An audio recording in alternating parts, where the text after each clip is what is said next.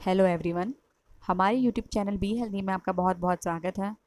Video को शुरू करने से पहले मैं आपको एक डिस्क्लेमर देना चाहती हूँ कि ये जो भी वीडियोस हम बनाते हैं उसका उद्देश्य सिर्फ और सिर्फ नॉलेज को शेयर करना है और एजुकेशनल पर्पस से बनाया गया वीडियो है। अगर आप हमारे चैनल में बताए गए किसी भी एडवाइस को फॉलो कर रहे हैं या फिर फॉलो करना चाहते हैं तो सबसे पहले अपने चिकित्सक से सलाह या फिर परामर्श ज़रूर लें। ठीक है, ओके। तो आज का टॉपिक शुरू करते हैं जिसका नाम है सर्वाइकल स्पॉन्डिलोसिस। ये बीमारी क्या है, क्यों होती है, किसे होती है और इसके लक्षण क्या है, इस बारे में आज हम बात करेंगे। ठीक है, ओके। तो सर्वाइकल स्पॉन्डिलोसिस को समझने के पहले आपको रीढ़ की हड्डी क्या है, उसकी रचना क्या है, वो जानना बहुत ज़रूरी है। अगर आप रचना को समझ पाएंगे तभी आप उसकी डिफेक्ट यानी कि उसमें होने वाली विकृति को समझ पाएंगे। ठीक है, तो शुरू करते हैं। जैसे कि राइट हैंड साइड में आप देख ही सकते हैं कि ये रीढ़ की हड्डी दिखाई गई है। ठीक है, तो ये जो रीढ़ की हड्डी होती है ना, ये 33 बोन से मिलकर बनी होती है, 33 बोन से मिलकर बनी होती है, जिसे कि वर्टिब्रे कहा जाता है। और ये वर्टिब्रे जो है ना, ये रीढ़ की हड्डी के अलग अलग भाग भाग में जहाँ पे प्रेजेंट होते हैं उसके हिसाब से इनके नाम दिए गए हैं। ठीक है, जैसे कि गर्दन जो है ना, गर्दन का जो क्षेत्र है उसे मेडिकल टर्मिनोलॉजी में सर्वाइकल कहा जाता है। ठीक है, सर्वाइकल कहा जाता है। और ये 7 वर्टिब्रे से मिलकर बना होता है और ये सर्वाइकल यानी कि गर्दन के क्षेत्र में उपस्थित होता है, इसलिए इसे सर्वाइकल स्पाइन कहा जाता है। ठीक है, उसके नीचे छाती का हिस्सा शुरू होता है, इसलिए इसको ये छाती का हिस्सा है और ये 12 वर्टिब्रे से मिलकर बना होता है, इसलिए इसको थोरेसिक स्पाइन कहा जाता है, जो कि थोरेसिक वर्टिब्रे से मिलकर बना है। तो टोटल 12 होता है नंबर में। उसके बाद में लंबार, लंबार का मतलब होता है कमर का हिस्सा, तो ये 5 वर्टिब्रे से मिलकर बना होता है, ये लंबार स्पाइन का पार्ट है। इसके बाद में सैक्रम आता है जो कि 5 वर्टिब्रे से मिलकर बना होता है, और 4 जो है नीचे कॉकिक्स, वो 4 वर्टिब्रे से मिलकर बना होता है। लेकिन ये जो सैक्रम और कॉकिक्स का हिस्सा है ना, ये जुड़ा हुआ होता है आपस में, जबकि ये 24 वर्टिब्रे जो होते हैं वो मूव कर सकते हैं। ठीक है, तो इसको मेनली जो मेजर है ना, 3 पोर्शंस में डिवाइड किया गया है, सर्वाइकल, थोरेसिक और लंबार, यानी कि गर्दन का क्षेत्र, छाती का क्षेत्र और कमर का क्षेत्र। ठीक है, इसमें से हम मेनली बात करेंगे सर्वाइकल स्पाइन की। सर्वाइकल का मतलब है गर्दन, स्पाइन यानी कि रीढ़ की हड्डी का वो हिस्सा जो गर्दन के क्षेत्र में उपस्थित है, उसके डिफेक्ट के बारे में आज हम बात करेंगे। ठीक है, ओके। तो हम बात करेंगे सर्वाइकल स्पाइन के पार्ट्स के बारे में। ठीक है, तो क्या है कि सर्वाइकल स्पाइन, जैसा कि मैंने पहले कहा, गर्दन के क्षेत्र में उपस्थित है। तो ये जो है ना, ये जो स्कल है ना, उसके बेस से शुरू होता है और 7 वर्टिब्रे से मिलकर बना होता है। और ये वर्टिब्रे कैसे दिखते हैं, इसकी रचना क्या है, उस बारे में हम थोड़ा बेसिक जानकारी प्राप्त करेंगे। ठीक है, ओके। तो जो वर्टिब्रे थे ना, सबसे पहले तो ये वर्टिब्रे के 3 हिस्से होते हैं। ये जो है, ये जो नीचे का हिस्सा ना, वाइट हिस्सा, इसे बॉडी कहा जाता है। और ये जो रेड रेड दिखाया गया, ये आर्च होता है। और ये जो है पीछे की, ये प्रोसेसेस होती हैं। ठीक है, ये लेटरल प्रोसेस है और ये स्पाइनस प्रोसेस है। ये वर्टिब्रे का हिस्सा है। अगर आपको पहले नहीं समझा तो अब समझ में आ जाएगा अच्छे से कि देखिए, ये जो 2 हड्डियां हैं ना, ऐसी टोटल 7 हड्डियां होती हैं, बराबर। ये जो तो फिर ये जो हड्डियां हैं ना, बेसिकली जो वर्टिब्रे हैं, उसके 3 हिस्से हमने देख लिए कि उसकी ये बॉडी थी, ये पीछे आर्च बनता है और ये पीछे से प्रोसेसेस निकलती हैं। ठीक है, और ये जो 2 हड्डियां हैं ना, तो मतलब हर एक पैर ऑफ वर्टिब्रे के बीच में एक गादी होती है, इंटरवर्टिबल डिस्क होता है। इंटर का मतलब बीच में, वर्टिब्रा मतलब वर्टिब्रा के बीच में जो गादी पाई जाती है, जो डिस्क पाई जाती है, उसे इंटरवर्टिबल डिस्क कहते हैं। ठीक है, जो कि शॉक एब्जॉर्बर है, मतलब कि हम लोग जब कोई सामान उठाते हैं बॉडी पे, जब कोई शॉक आता है, प्रेशर आता है, तो उसको मेंटेन करने का काम करता है। मतलब हम लोगों को चोट इसी वजह से नहीं लगती, because it absorbs all the pressure, you know. गादी होती है ना, ये 2 चीज़ों से मिलकर बनी होती है।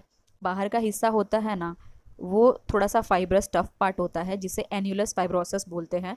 और उसके अंदर ये जो आपको दिख रहा है तरल पदार्थ, उसके बीच में एक जेल लाइक सब्सटेंस होता है, जिलेटिनस सब्सटेंस होता है, तरल पदार्थ होता है, जिसे न्यूक्लियस पल्पोजस बोलते हैं। ठीक है, ओके।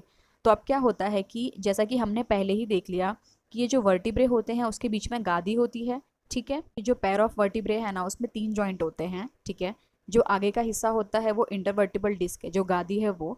और जो पीछे का हिस्सा होता है ना, वो फैसेट जॉइंट होता है। आप देख सकते हैं फैसेट जॉइंट, इसी फैसेट जॉइंट में ना कार्टिलेज होता है।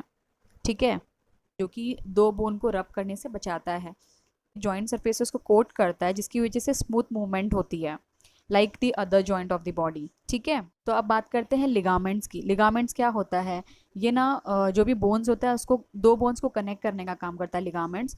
तो यहाँ पर क्या होता है, तीन मेजर लिगामेंट्स होते हैं, ligamentum फ्लेवम, anterior longitudinal ligament, posterior longitudinal ligament. तो ये आगे की तरफ जो दो बोन्स को कनेक्ट करता है उसको एंटीरियर बोलते हैं। एंटीरियर मतलब जो आगे का हिस्सा है वो उसको कनेक्ट करता है।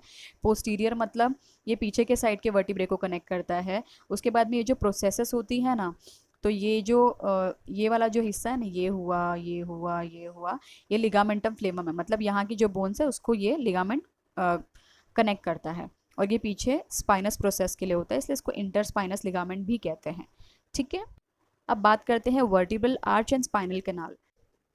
तो जैसा कि हमने देख ही लिया कि ये दो वर्टिब्रे जो होते हैं उसके बीच में जो इंटरवर्टिबल डिस्क होती है, उसके बाद में लिगामेंट्स होते हैं जो आगे पीछे यहाँ पर और इंटरस्पाइनसली भी उसको कनेक्ट करते हैं। उसके बाद क्या होता है कि आप देख सकते हैं ना, यहाँ पे एक गैप फॉर्म हो रहा है। ठीक है। तो वर्टिब्रे के पीछे ना ये जो गैप होता है ना, बेसिकली ये जो आर्च वाला हिस्सा है उसके पास में एक गैप फॉर्म होता है जिसको स्पाइनल कैनाल बोलते हैं। कैनाल से स्पाइनल कॉर्ड अपना जाता है। ये दिख रहा है आपको स्पाइनल कॉर्ड, ये स्पाइनल कॉर्ड इसी से जाता है और इसमें से स्पाइनल नर्व्स निकलती हैं, नसें निकलती हैं जो कि हमारे शरीर को हमारे ब्रेन से कनेक्ट करती हैं। बात करेंगे हमारे मेन टॉपिक के बारे में जो कि है सर्वाइकल स्पॉन्डिलोसिस की डेफिनेशन, कि सर्वाइकल स्पॉन्डिलोसिस एग्जैक्टली है क्या। ठीक है।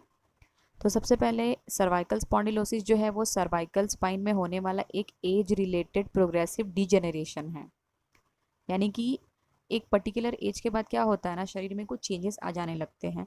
वो अपकर्षण की क्रिया जो है, वो चेंजेस की जो क्रिया है, शरण की जो क्रिया है, उसकी वजह से जो चेंजेस आ रहे हैं, that is what is cervical spondylosis. ठीक है।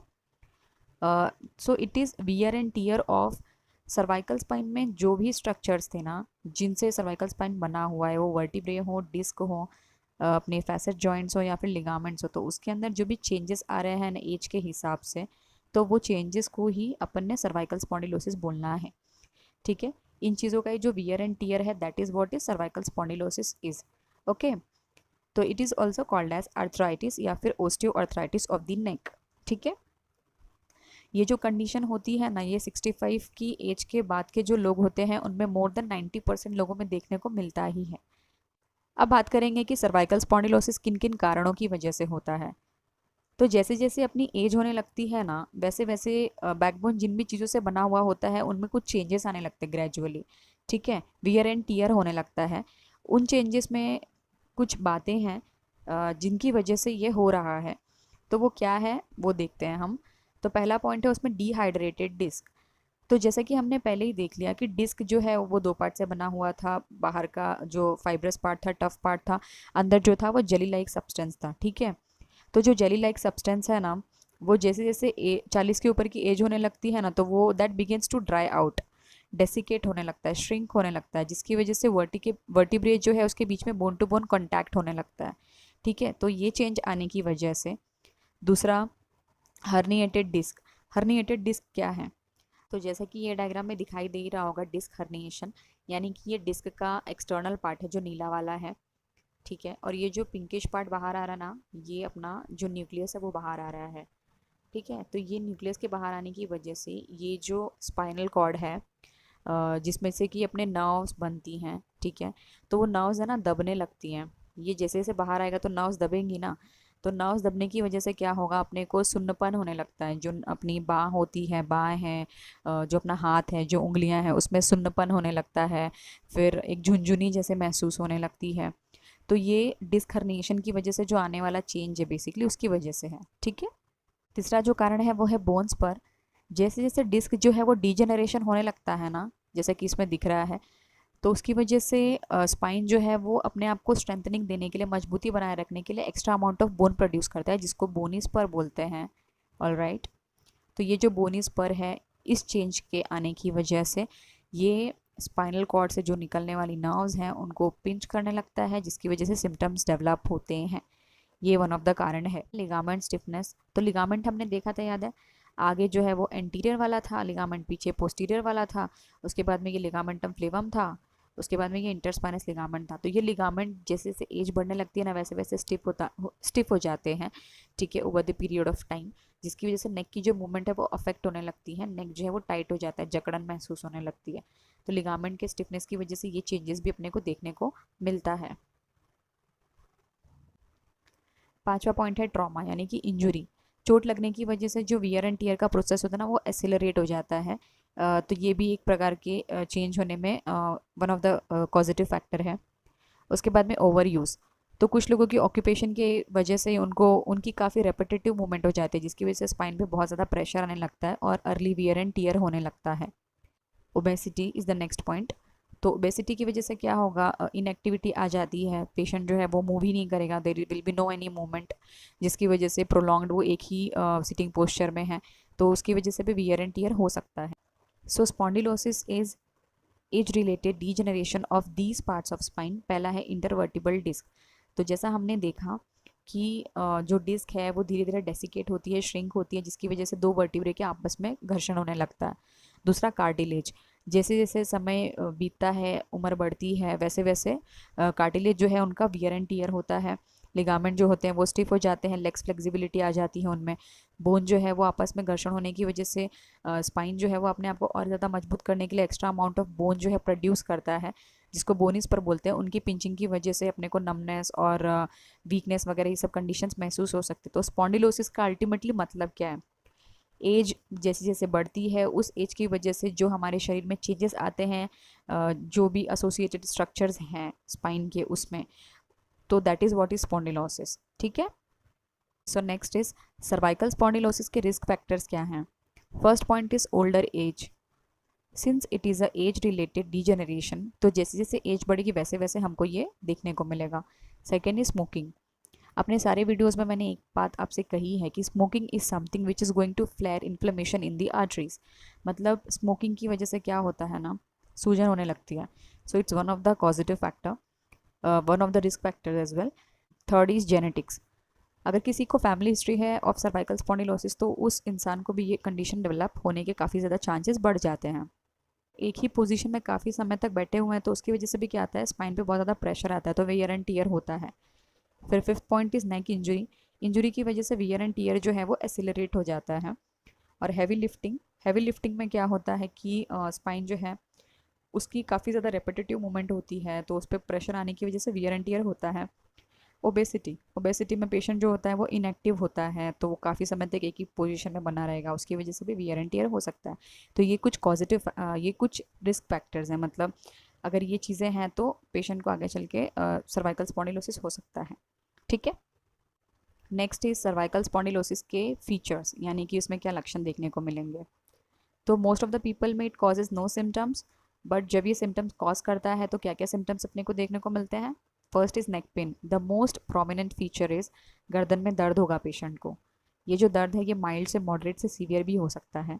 सेकेंड है नेक स्टिफनेस, अपना जो गर्दन है उसके अंदर पेशेंट को जकड़न महसूस होगी। क्यों, क्योंकि लिगामेंट जो है वो फिक्स हो जाते हैं, स्टिफ हो जाते हैं लेस फ्लेक्सिबिलिटी की वजह से। थर्ड इज़ हेडेक, पेशेंट को हेडेक रह सकता है लेकिन उसको सिर के पीछे रहेगा, मतलब ऑक्सीपिटल एरिया में उसको हेडेक रहेगा। चौथा पॉइंट है नेक पेन जो कि रेडिएट करता है शोल्डर्स में, आर्म्स में।